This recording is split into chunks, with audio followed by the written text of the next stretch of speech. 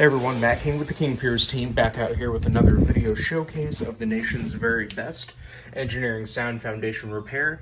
If you'd like to see more, we highly encourage you to visit us over on our YouTube and Facebook channels.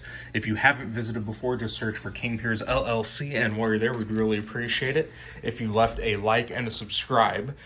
We are back out here. This is day 7 in Kansas City, Missouri. We are still in the process of getting the 5 King Pier 2 holes fully excavated so that we can install the King Pier footing support pier system under the existing footing and get it raised back to its correct level elevation. This particular job, it's taken us quite a bit longer than we originally anticipated.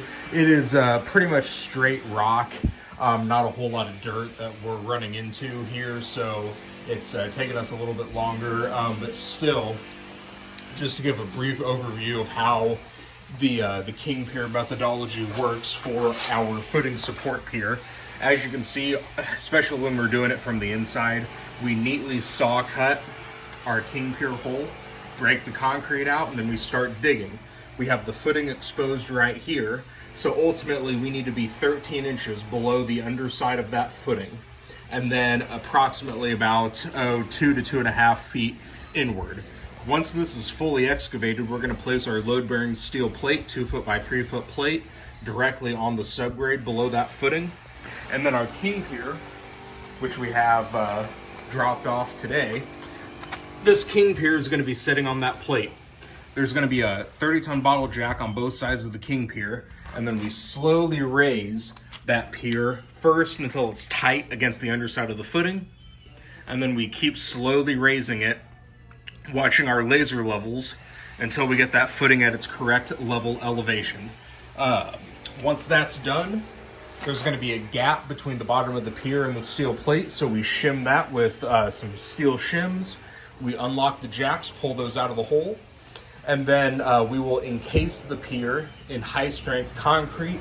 That concrete will be fully vibrated to encapsulate the pier under the footing that's now been raised back to level.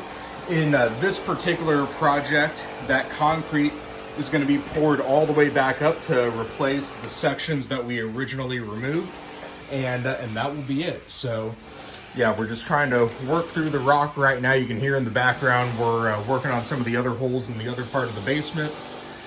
So stay tuned for more updates. We are still aiming to get our interior setup in place to try and get this wall pushed back to vertical this week, along with the pier installation. So once that's done, once this excavation is done, it should go pretty quick from there.